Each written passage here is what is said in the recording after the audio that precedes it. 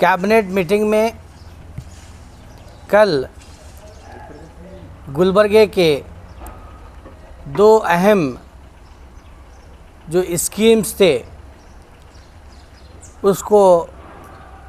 Approval दिया गया है, मंजूरी दी गई है, जिसमें आप सभी जानते हैं कि हागरगा रोड पर यानी हागरगा विलेज के जो सर्वे नंबर थे, जो पहली मियाद में और दूसरी मियाद में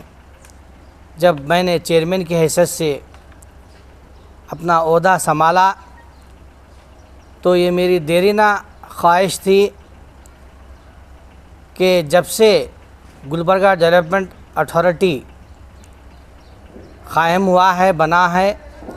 तब से अभी तक कोई ऐसा खालिस मुस्लिम इलाक़े में कोई जीडीए रेसिडेंशियल लेआउट नहीं बना, जिसको लेकर मैं काफ़ी फ़िक्रमंद था कि इतने बरस गुजर जाने के बाद भी पूरे शहर में तकरीबन 20 ऐसे स्कीम्स जीडीए के आए, लेकिन उसमें कहीं पर भी जो खालिस मुस्लिम अक्सरियती इलाक़े हैं उसमें जीडीए डेवलपमेंट यानी रेसिडेंशियल लेआउट नहीं था। चुनाचे मैंने तमाम वहाँ के जो फार्मर्स थे, किसान थे, लैंड ओनर्स थे, उनसे बात की तो उस वक्त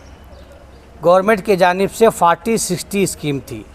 यानी 40% फार्मर्स को, किसानों को दी जाती थी और 60% का जो मामला था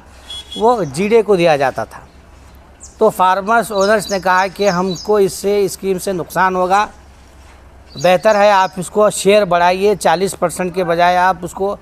और कितना मैक्सिमम कर सकते हैं बढ़ाइए, ताकि हमें भी फ़ायदा हो, जीडीए को भी फ़ायदा हो। तो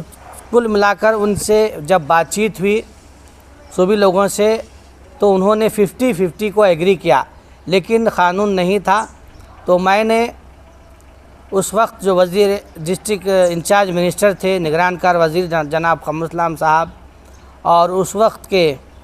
जो अर्बन डेवलपमेंट मिनिस्टर्स थे विनय कुमार सोरके जी और रोशन बेग साहब, उनसे सबसे बातचीत कर और सिद्धरामैया सरकार थी, उसमें सिद्धरामैया चीफ मिनिस्टर थे। जब उनके सामने ये प्रपोज़ल गया कि 50-50 अगर लाते हैं तो पूरे स्टेट में बहुत ज़्यादा इसका डिमांड होगा, तो वहाँ पर अर्बन डेवलपमेंट के जो सेक्रेटरी थे अनिल कुमार जी, तो उन्होंने काफ़ी अच्छी बात की कि सभी स्टेट से यही प्रपोज़ल आ रहा है कि 40-60 को हम नहीं मानेंगे, 50-50 अगर करते हैं तो हम इसको एग्री होंगे। तो चुनाचे मेरी इस गुलबर्गे की आवाज़ पर वो एक तरमीमी बिल, amendment bill urban development authority का लाया गया, जिसमें 50-50 के तौर पर उसको मंजूरी दी गई। तब ये तमाम जो फार्मर्स थे उन लोगों ने रज़ामंदी का इजहार किया। जुमला 287 एकड़ पर मुश्तमिल ये हागरगे की स्कीम्स का हमने उसको प्लान बनाया था, उसको स्कीम में लिया था, जिसमें पहले मरहले में 117 जो फार्मर्स हैं, जो ज़मींदार हैं, उन्होंने रज़ामंदी का इजहार करते हुए हमसे बातचीत की और पूरी जो अपनी लैंड थी उन्होंने जीडीए के नाम रजिस्ट्रेशन करवाई, जिसमें कई मराहिल में मुझे उनसे मीटिंग करनी पड़ी, उनको कन्विंस करना पड़ा। और जो बाकी के जो लोग बच गए हैं, यानी 117 के बाद जो बैलेंस जो बच जाते हैं, वो लोग असमंजस में हैं और वो ये कह रहे थे कि पहले ये फ़र्स्ट फ़ेज़ तो ले लीजिए, सेकंड फ़ेज़ में हम शामिल होंगे। तो इंशाअल्लाह मुझे उम्मीद है कि ये काम जल्द से जल्द शुरू होगा और माबाकी के जो लोग अभी जो बच रहे हैं वो भी जल्द से जल्द जीडीए से रुजू होंगे और पूरा एक 300 एकड़ पर मुश्तमिल ये जो हागरगे का जो इलाक़ा है, जो तेज़ी से एक्सटेंशन एरिया है, बढ़ते जा रहा है और उसके बहुत करीब ही रिंग रोड का भी अनकरीब उसका काम शुरू होगा, यानी एडमिनिस्ट्रेटिव अप्रूवल वहाँ पर रिंग रोड का ट्रांसपोर्ट मिनिस्ट्री मरकज़ी हुकूमत की जानिब से बाकी है, जिसमें आपने देखा कि नितिन गडकरी जी ने, जो ट्रांसपोर्ट मिनिस्टर हैं यूनियन, उन्होंने कहा है कि स्टेट गवर्नमेंट को चाहिए, चीफ मिनिस्टर को चाहिए कि वो एक मीटिंग कन्वे करे यूनियन ट्रांसपोर्ट मिनिस्ट्री की, जिसमें वो ये चाह रहे हैं कि जो स्टेट का जो जीएसटी है, यानी जो रॉयल्टी जो लगती है जो रोड बनाने के लिए, वो उसको एग्जम्पशन देंगे, वो उसको लागू नहीं करेंगे। उसमें कोई वो जीएसटी और रॉयल्टी जो मटेरियल को जो लगता है आउटर रिंग रोड बनाने के लिए, वो टोटली उसको माफ़ करेंगे, एग्जम्पशन करेंगे। या नहीं तो स्टेट गवर्नमेंट आ सकती है 50-50, यानी स्टेट गवर्नमेंट का 50% शेयर होगा, फिर सेंट्रल गवर्नमेंट का शेयर होगा। तो अब चीफ मिनिस्टर कर्नाटका श्रीमान येडियुरप्पा जी पर मुनस्सिर है, और यहाँ के जो एमपी हैं उमेश यादव जी और डॉक्टर मल्लिकार्जुन खड़गे, जो 2 एमपी हैं जो बहुत ही असर और रसूख रखते हैं। अपोजिशन पार्टी लीडर हैं डॉक्टर मल्लिकार्जुन खड़गे जी, जो साबिक़ में भी उन्होंने इस रिंग रोड को लेकर बहुत सारा काम किया था। तो वो और डॉक्टर उमेश यादव अगर पहल करें तो इंशाअल्लाह वो भी प्रोजेक्ट बहुत जल्द हो जाएगा, जिसके बाद इस इलाके का जो हागरगा रोड है, आज़ादपुर रोड है और जो तावरगिरा है या अतराफ़ व अकनाफ की जो रिंग रोड जब जा रही है, तो ये गुलबर्गे का ये नक्शा बदल कर रहेगा। इंशाअल्लाह मुझे उम्मीद है कि बहुत जल्द से जल्द ये काम शुरू होगा, प्रोजेक्ट शुरू होगा। तो उसमें हमारी ये ख्वाहिश थी कि उसमें प्रेस रिपोर्टर्स को उसमें एक ब्लॉक रखा जाए और साथ ही साथ आइमा मुअज़्ज़िन को भी एक ब्लॉक रखा जाए, लेकिन मेरी मियाद ख़त्म हो गई, मैं उसको कर नहीं सका। बहरहाल जो मेरे जो स्कीम्स थे, खुसनूर में हमने 90 एकड़ ज़मीन आउटरेट सेल पर, यानी उनको पैसे देकर हमने जो ख़रीदी थी, वो भी मंजूर हुई, उसका भी काम चल रहा है। और दूसरा हागरगे का एक लॉन्ग पेंडिंग डिमांड था, लोगों में एक गलत फहमी थी क्या ये प्रोजेक्ट होगा या नहीं होगा। तो एक हद यहाँ तक भी, एक मौका यहाँ तक, मामला यहाँ तक आया कि ओनर्स ने ये भी कहा कि अब हम बर्दाश्त नहीं कर सकते, लिहाजा हमारे लैंड हमको वापस दी जाए। लिहाजा उन तमाम ज़मीन ओनर्स ने, लैंड ओनर्स ने बहुत ही सब्र का मुजाहरा किया, और सब्र का मुजाहरा करते हुए उन्होंने जीडे का साथ दिया, सरकार का साथ दिया, जिसकी वजह से ये स्कीम आज मंजूर होकर सरकार ने उसको मंजूरी दी है। और साथ ही साथ सेकंड जो हाईटेक वेजिटेबल मार्केट का जो साबिक़ में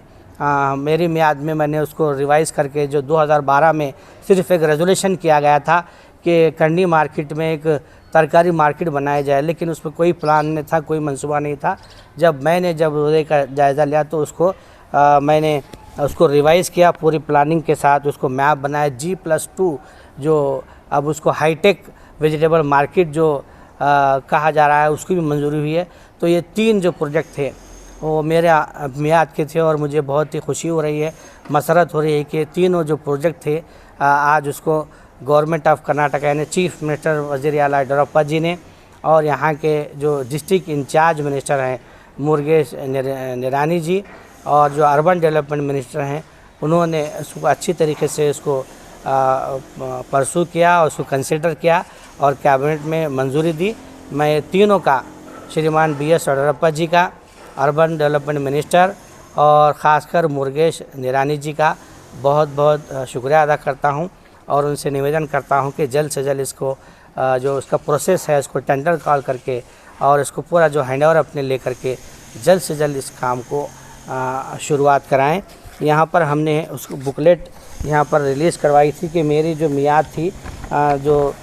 30 महीने की, आप देख रहे हैं ये बुकलेट है, ये 30 माह की ये बुकलेट है। इसमें हमने यहाँ पर नूतन बढ़ावाने योजना ये हमने लिया था, हागरगे की स्कीम है। इसमें आप देख सकते हैं 287 एकड़ ज़मीन है, जिसमें 119 एकड़ हमने लिया। फिर केसरगी की 90 एकड़ ज़मीन, इसको ये भी मंजूरी होगी, ये भी मंजूरी। और ये जो अभी मार्केट आप देख रहे हैं नूतन कायपल्या मारुकट्टे निर्माण,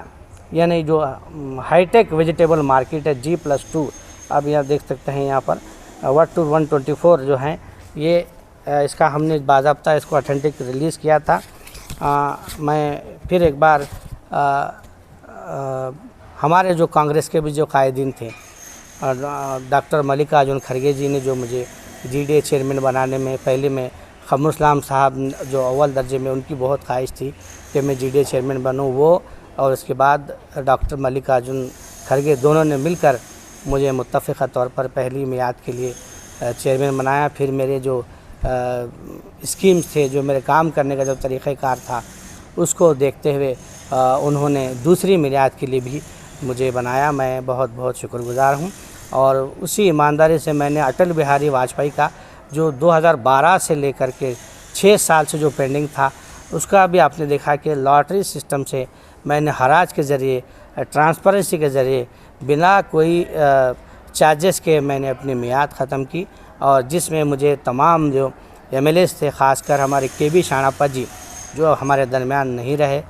उन्होंने मुझे बहुत साथ दिया। और इकबाल अहमद सड़गी, जी राम कृष्णा जी और अमरनाथ पाटिल जी, बीजी पाटिल जी के अलावा हमारे साउथ के जो एमएलए थे अपू गड़ा जी,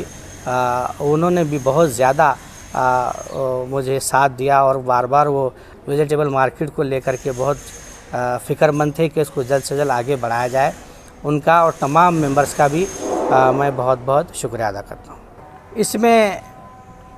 कोई शक नहीं कि इस प्रोजेक्ट्स में काफ़ी देरी हुई, जिसका मुझे भी बहुत अफसोस है। क़मरुल साहब का इंतकाल हो गया और उनको जब वज़ारत से अलहदा किया गया, बहुत बड़ा गैप वहाँ पर आया। फिर उसके बाद कोलिजन गवर्नमेंट यहाँ पर मिली जुली सरकार बनी, वहाँ 2 से 2.5 साल वहाँ पर ताख़ीर हो गई, वेस्ट हो गई, इस पर कोई तवज्जो नहीं दी गई। फिर उसके बाद बीजेपी गवर्नमेंट आने के 1 साल के बाद वो भी अंदरूनी इख्तलाफात और कोरोना जैसी वबा को लेकर के वो उसमें उलझ गई। तो जुमला 3 से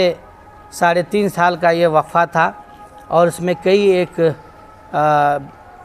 मसाइल खड़े हुए। और गवर्नमेंट ने बार बार ये पूछा कि आप इतनी बड़ी ज़मीन के कुसनूर में 90 एकड़ ले रहे हैं और 287 एकड़ ज़मीन हागरगा में ले रहे हैं, क्या लोग लेने के लिए रज़ामंद हैं? तो मैंने उसको फ़ौरन उसको एक लीगल वे में प्रोसेस में लाने के लिए उसको एक अच्छा उसका जवाब तैयार करके डिमांड सर्वे जिसे कहते हैं वो मैंने कॉल फॉर किया, जिसमें कुसनूर और हागरगा को ले करके 34,000 एप्लीकेशन यानी 2017 में 16-17 में आए थे, यानी लोगों ने दाखिल की थी कि हमको प्लाट चाहिए। तो उसके बाद भी कई डेट ख़त्म होने के बाद भी बहुत सारे लोग आए कि डेट बढ़ाइए, हम भी लेना चाहते हैं। तो यानी मैं समझता हूं कि अब की आज की डेट तक जो मैं समझता हूं कि 50,000 लोगों का ये डिमांड है कि उनको रेसिडेंशियल प्लाट चाहिए और जिनके पास घर नहीं है। तो अल्हम्दुलिल्लाह मुझे उम्मीद है कि जल्द से जल्द ये दोनों स्कीम सक्सेस होंगे और तरकारी मार्केट का भी, करनी मार्केट का भी, जो वहाँ के जो लोग परेशान हैं, जो वहाँ के ख़ासकर बस स्टैंड के जो करनी मार्केट रोड पर अपना बिज़नेस करते हैं, जो देहातों से आते हैं और वहाँ के जो लोग रहते हैं, उनके लिए भी एक बहुत बड़ी राहत और रोज़गार का वहाँ मामला खुल गया है।